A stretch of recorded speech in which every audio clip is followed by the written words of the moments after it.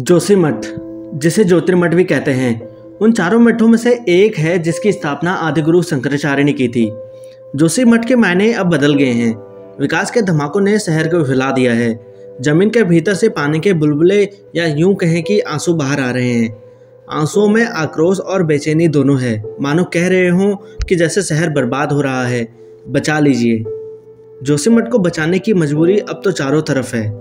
शहर के मिटते अस्तित्व का ऐतिहासिक साक्षी बनने के लिए यहाँ मीडिया भी तैनात है। कुल मिलाकर शहर अब एक बड़े इवेंट में बदल गया है, जिसमें सब अपनी हिस्सेदारी तय करना चाहते हैं। लेकिन जोशीमठ यह पूछ रहा है कि अब क्यों आए, जब आधा शहर दरक चुका है, जब बचाने के लिए कुछ बचा ही नहीं। और विशेषज्ञ भी कह रहे हैं कि दरारों को रोकने के लिए विज्ञान और तकनीक भी कुछ नहीं कर सकती। जो लोग अब वहाँ हैं, उन्हें ही सुरक्षित बाहर निकाल दिया जाए तो गनीमत होगी।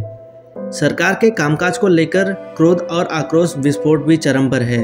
कारण है कि 1976 में गढ़वाल के कमिश्नर महेश चंद्र मिश्रा की देखरेख में बनी एक कमेटी की रिपोर्ट। मिश्रा जी के कमेटी की रिपोर्ट के अनुसार 47 साल पहले यह साफ कह दिया था कि जोशीमठ कभी भी दरक सकता है। उन्होंने इंतजाम भी बताए थे।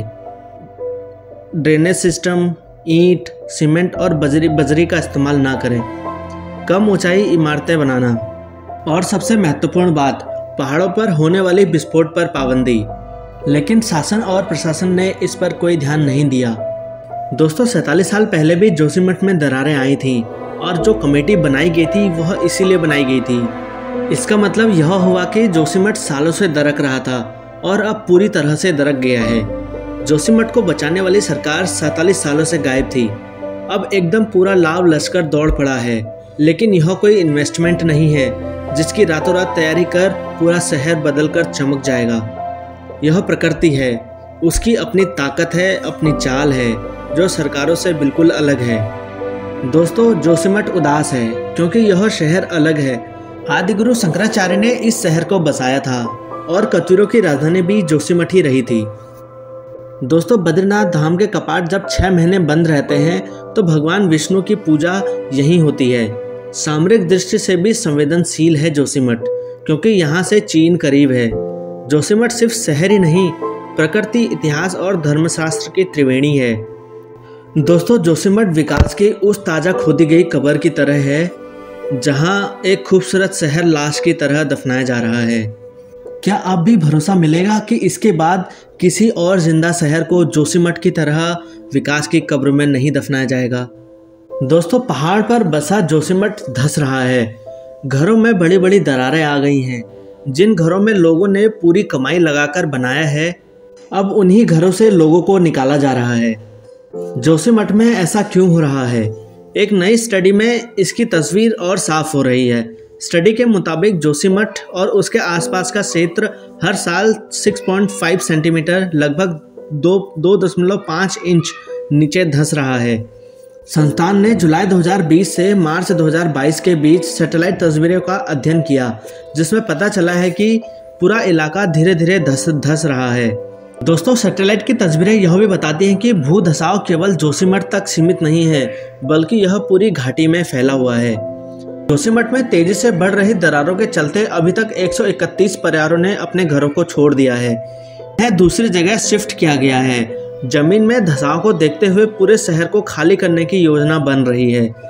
शहर में लगभग 700 से ज़्यादा घर ऐसे हैं जिनमें दरारें आ गई हैं। इनमें से कई घरों में गंभीर रूप से नुकसान हुआ है और जिन घरों में ज़्यादा नुकसान हुआ है उन्हें गिराने का आदेश हुआ था, लेकिन स्थानीय लोगों के विरोध के चलते इसे रोक दिया गया। दोस्तों, जोशीमठ को 4 धाम यात्रा का गेटवे माना जाता है। शहर में अधिकांश व्यापारी और होटल मालिक तीर्थ यात्रों पर निर्भर हैं। स्थानीय व्यापारियों का कहना है कि बिल्डिंग को गिराने को लेकर उन्हें कोई नोटिस नहीं दिया गया था। दोस्तों, उत्तराखंड से सांसद और केंद्रीय राज्य मंत्री अजय भट्ट यहाँ स्थिति को संभालने के लिए केंद्र की तरफ से भेजे गए हैं।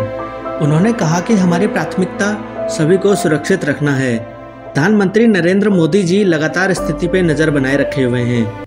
अधिकारियों को तैनात किया गया है, सेना को भी अलर्ट किया गया है, मवेशी आश्रम भी बनाए गए हैं। दोस्तों, अजय भट्ट यह भी कहते हैं कि लोगों ने गाड़ी कमाई से अपना घर बनाया है, इसे छोड़ने में बहुत मुश्किल होगी। दोस्तों अभी तक जोशीमठ शहर के अंदर 344 राहत शिविर चिन्हित किए गए हैं, जहां 1425 लोगों के रहने का इंतजाम किया गया है। जोशीमठ से बाहर पीपल कोटी में 491 कमरे तैयार रखे गए हैं, जिसमें 2000 से ज्यादा लोगों को रहने की व्यवस्था है। भू धसाव की स्थिति पर प्रधानमंत्री के कार्यालय से सीधी नजर रखी जा रही है। केंद्र और राज्य केंद्र दोनों के स्तर पर बैठकें आयोजित की गई हैं। इसमें सबसे पहले लोगों को सुरक्षित निकालने पर फोकस करने को कहा गया है। दोस्तों आज जिस मुश्किल दौर से हमारा जोशीमठ गुजर रहा है, या यूँ कहें कि हमारा उत्तराखंड जिस मुश्किल दौर से गुजर रहा है, कृपया करके वहाँ के लिए भगवान से प्रार्थना करें यह सब जल्दी ठीक हो जाए और हमें फिर से वैसे ही हंसता खेलता जोशीमठ हमारा वापस मिल जाए। दोस्तों आपसे एक रिक्वेस्ट और है कि जितना हो सके वहाँ के लोगों की हेल्प करें। जय हिंद दोस्तों, जय देवभूमि उत्तराखंड।